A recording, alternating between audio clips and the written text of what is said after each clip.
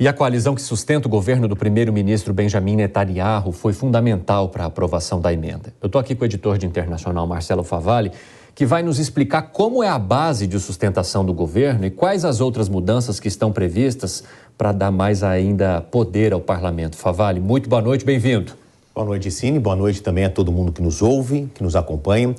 É entender como é que é a base de sustentação de Benjamin Netanyahu no Knesset, que é a palavra em hebraico para Assembleia. É óbvio que ele tem uma maioria, mas eu chamo a atenção para esse número aqui, 32. Esse azul escuro representa o Likud, que é o partido mais tradicional, uma direita conservadora e que há mais tempo governa o Estado de Israel. Na última formação do parlamento, que é de março desse ano, o Likud continuou com o maior número de cadeiras, mas muito longe das 61. Por quê? São 120 cadeiras, obviamente, quem tem metade mais uma tem o domínio do parlamento e indica o primeiro-ministro. O Likud teve de procurar parceiros para formar uma coalizão. 64. É uma vantagem magra, pequena, mas historicamente falando em Israel, isso é relativamente comum. Agora, a quem Netanyahu foi bater na porta para tentar essa coalizão que foi formada em março? Eu trago aqui estes dados. Está aqui o Likud de direita, duas legendas de extrema direita e os ultra-ortodoxos. São religiosos que fazem parte de uma legenda política. Esses ortodoxos, eu volto daqui a pouco, porque eles são muito importantes para o desenvolvimento dessa explicação. Então, quando o Likud, na figura do Benjamin Netanyahu, conseguiu essa coalizão e conseguiu liderar o Knesset, ele colocou, então, na pauta algo que é muito particular para ele, muito caro para ele. Essas reformas no legislativo que sobrepõem o parlamento à Suprema Corte. Eu vou fazer rapidamente aqui uma lembrança de conceito do que é a democracia liberal, democracia plena, os conceitos de democracia que a gente conhece para os freios e contrapontos. É importante distribuirmos as forças, os três poderes, para diferentes pessoas para que haja aí o chamado contraponto. Pensando na economia, é o seguinte, o ministro da Economia e o presidente do Banco Central não podem ser a mesma pessoa. Um tem poder de fabricar o dinheiro, o outro tem o poder de ditar como se gasta. É bom que isso fique em mãos separadas para não dar conflito de interesse. Então, olhando agora politicamente esse conceito, vamos ver o que Benjamin Netanyahu conseguiu, com a sua coalizão, passar nessa segunda-feira. A lei aprovada, como ela está escrita mesmo, limita juízes a anular decisões do governo que os juízes considerem irrazoáveis. Agora, é muito importante eu trazer uma notícia que talvez não seja clara para todo mundo e talvez seja surpreendente para parte da nossa audiência. Israel não tem uma Constituição.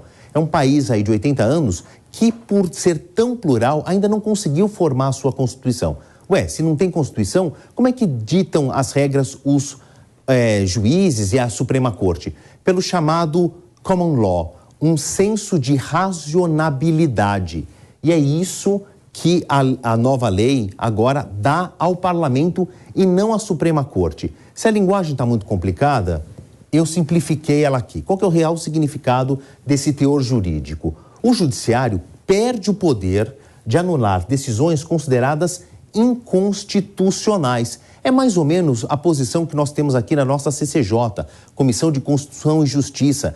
Quando é provada alguma coisa no Parlamento Brasileiro, é passado pelo Judiciário uma análise para ver se aquilo está de acordo com as leis básicas do país. Como Israel não tem as tais leis básicas ou constituídas numa Constituição, fica o bom senso dos juízes para saber se isso é razoável ou não. Eu vou dar um exemplo para simplificar, tá? Israel tem uma disputa de território com palestinos. Muitas vezes, colonos israelenses vão à justiça contra palestinos, dizendo esse território é meu, esse limite já foi imposto para esse grupo. E, em via de regra, a Suprema Corte dá ganho de causa para os palestinos. Diante desta nova nomenclatura, desta nova lei aprovada nesta segunda-feira, fica muito mais provável que o parlamento dê razão aos colonos judaicos, desfavorecendo os palestinos. Isso é apenas um exemplo, eles se multiplicam aos milhares.